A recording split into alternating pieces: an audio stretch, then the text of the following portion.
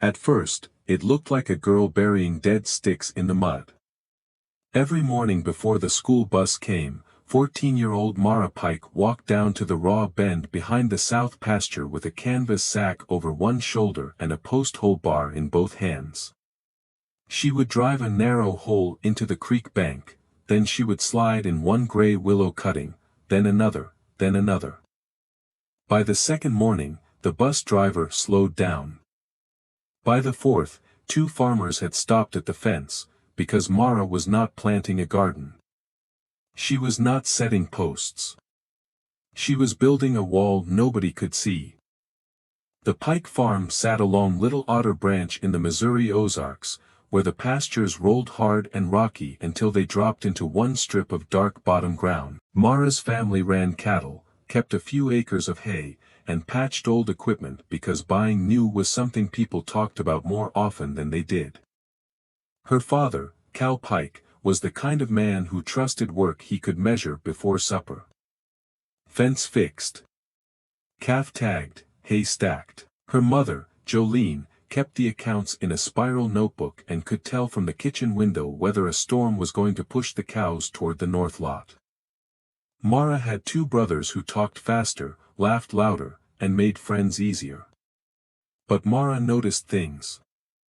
She noticed that the creek bend behind the south pasture had moved nearly 3 feet since the spring before. She noticed where the grass disappeared first after a hard rain. She noticed the fence posts near the bend, leaning just a little farther each month. And when Cal said, "That bank has always cut away some," Mara heard the part nobody else heard. Some. Not all. Not yet. That October, she asked him for permission to work along the creek after chores. Cal looked at her muddy boots, then at the line of gray sky over the ridge. "What kind of work?" "Stakes," Mara said. "For what?" "For the bank." He studied her long enough to decide whether she was asking for tools or trouble. Then he said, "Do your chores first. And don't make a mess I have to fix." That was all she needed. The first bundle arrived tied with twine and tagged by the county soil district. Dormant black willow live stakes, 2 feet long, pencil thick, no leaves, no roots, no promise a person could see. Wade Embry, who rented the next pasture over, leaned on the fence and laughed under his breath. "Cal, know you're planting kindling?" Mara wiped mud off her wrist. "They're not kindling. They look dead." "They're supposed to." Wade grinned. "For shade." Mara looked down the cut bank, where the creek had chewed the soil into a steep brown wall. "Not shade." He waited for more. She gave him nothing. By sundown, the story had made it to the feed counter in Hartley. Cal Pike's girl was out there planting sticks in a creek bank like she expected them to argue with the water. What nobody at the feed counter knew was that Mara had not invented the idea. The summer before, she had spent 10 days with her grandfather, Silas Voss, a retired soil and water man with a bad knee and a pickup full of old field maps. Silas did not tell stories the way other grandfathers did. He pointed, he showed. He made you look until the land explained itself. One evening, after supper, he took Mara to a neighbor's creek where the bank had collapsed so cleanly it looked carved with a blade. A strip of pasture, 20 feet wide, was gone, fence wire hung in the air with nothing under it. Silas stood with his hat in his hands. "Most folks try to fight water where they can see it," he said. Mara looked at the brown current. Silas tapped the bank with his cane. "That ain't where the fight is." He pulled a folded booklet from the dash of his truck. "Streambank repair with live vegetation." The paper was sun-faded and soft at the corners. He showed her the drawing. Dormant willow cuttings driven deep into wet soil, close spacing, angled slightly upstream. Enough of the stake buried that moisture could keep it alive, enough above ground that spring could wake it. "Willow doesn't just grow up," Silas said, "it grows down and sideways. Roots lace through the bank. They don't stop a flood like concrete, they make the dirt harder to steal. That line stayed with her, harder to steal. So when the bundle of stakes came to the Pike farm, Mara was not planting trees. She was sewing the creek bank shut. The first winter did everything it could to make her look foolish. A freeze came early and blackened the top of half the cuttings. Deer nipped the tender shoots off the ones that tried to leaf. Then a steer found the loose place in her temporary wire and trampled 14 stakes in one afternoon. Mara found the damage after school. For a while, she just stood there with her hands in the pockets of her coat, looking at the smashed mud. Her brother Tate came down to check the trapline and saw her staring. "You know," he said, "the creek doesn't care how hard you work." Mara bent, pulled one broken cutting from the mud, and saw a white root no longer than a thread. She held it in her palm. "It cares about roots," she said. That spring, she replaced the ruined stakes with fresh cuttings she had rooted in buckets behind the machine shed. She drove them deeper. She fenced them better. She hauled water during a dry spell in June, 2 5-gallon buckets at a time, because the creek had dropped low enough to expose the toe of the bank. By July, the willow line was still ugly. Not a hedge, not trees.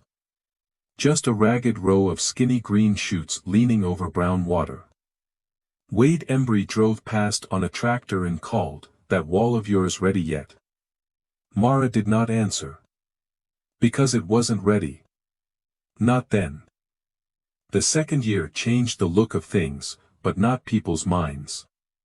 The shoots thickened, their leaves hung narrow and bright along the bend, sediment began catching in small shelves behind the stems. Where rainwater used to run straight down the face of the cut bank, it now broke against roots, stems, and little mats of grass that had found a place to hold. Mara measured the bank after every storm with a stick she had marked in inches. Some places still cut away, some stakes died. Some leaned so far over the creek that Cal told her they looked drunk. But the worst slice of the bend had stopped moving, not much, just enough that Mara kept working. Then September came dry and mean.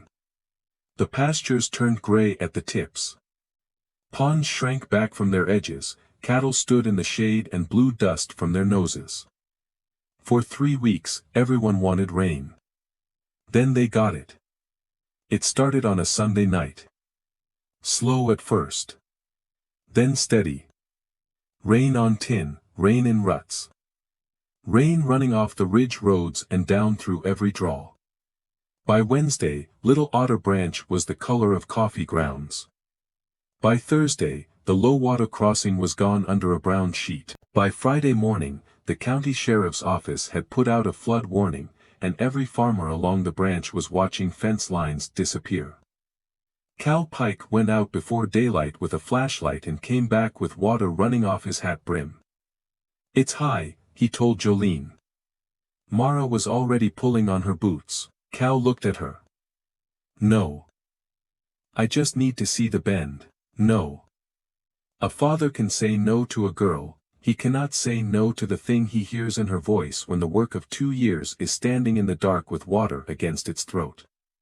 So he went with her. They stood above the south pasture while the creek hammered the bend. The water was no longer sliding past the bank, it was pushing, brown, fast, loaded with limbs and fence trash from upstream. Mara could see the willow stems bent nearly flat in the current, not snapping, bending. The bank behind them shuddered in places as the water struck it and pulled away. Cal raised the flashlight beam. A whole mat of roots had opened under the mud, pale and tangled, holding soil the way a hand holds wet cloth. For the first time, Cal saw what Mara had been building. Not trees. Not shade.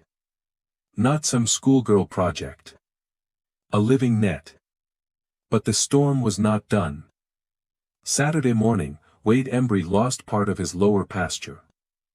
The creek cut behind his fence and took 7 posts with it. 200 yards downstream, the Rust family found panels wrapped around a sycamore-like string. Old hay from 3 farms floated in the water. A culvert plugged with limbs and sent water across the gravel road hard enough to gouge trenches through it. By noon, a neighbor called Cal and said the branch had eaten 40 feet of bank off his place in one night. 40 feet. Gone between supper and breakfast. At the Pike farm, the south pasture was wet, the bottom fence was bent. Mud covered the grass where the water had spread out and backed off. But the bend was still there. The raw wall had not collapsed, the channel had not jumped. The marked stick Mara kept at the bend was buried in silt, but when she dug it out, the bank line had moved less than a boot length. Less than 1 boot length, after the kind of water that had rearranged half the valley. The willow stakes looked battered, leaves stripped, stems twisted, roots exposed, but they were holding. That was the part the neighbors came to see. Not the green leaves, not the girl, the roots. Wade Embry stood at the edge of the Pike bank on Monday morning, with his arms folded, and no joke, ready in his mouth. He looked at the torn edges upstream. Then he looked at Mara's willow line. "What did you do different?" he asked. Mara almost said, "Nothing," because the answer was not fancy. It was not expensive. It was not a machine. She had planted live willow stakes close together, deep enough to reach wet soil, burly enough to let 2 seasons of roots grow before the flood came. Those roots had spread through the bank in a fibrous mesh. When floodwater hit the bend sideways, the soil did not peel away in one loose slab. It met something alive beneath it. Something flexible. Something patient. Something that had been doing its work, where no one could see. Mara told Wade where the county soil district office was. She told him to ask for live stakes before winter. She told him to fence them from cattle. And because he was a farmer, and because farmers trust what survives weather, he listened. The next February, Wade planted willow along his own cut bank. The Rusks planted silky dogwood and willow the year after that. Cal started leaving a wider grass strip between the hayfield and the creek. By the time Mara was 17, Little Otter Branch had a broken ribbon of living bankwork on 5 farms. Nobody held a meeting. Nobody named it after anyone. It spread the old way. One neighbor sees, one neighbor tries, one hard rain proves it. Years later, when Mara came home from college on weekends, the willow line behind the south pasture was taller than the fence. The bend still changed, all creeks do. But it no longer stole ground by the mouthful. The bank had become a place where roots, grass, mud, and water argued all year long. And the roots had learned how to win slowly. Silas Voss did not live to see every willow mature, but he saw the first big flood line. He stood beside Mara afterward, cane sunk in the mud, and looked at the roots exposed along the bend. "See," he said quietly. Mara smiled. "Harder to steal." He nodded once. That was the whole sermon. A farm is not protected only by the things that look strong. Not only by posts, not only by wire, not only by boards, bolts, diesel, concrete and steel. Sometimes, the strongest thing on the place is the work that looks foolish because it has not had enough seasons yet. A girl with blistered hands, a bundle of dead-looking sticks, a muddy creek bank everybody else had already given up to the water. And roots underneath it all, getting ready before anyone believed they mattered. Sometimes the most practical thing you can do looks useless right up until the day the water tries to take your land.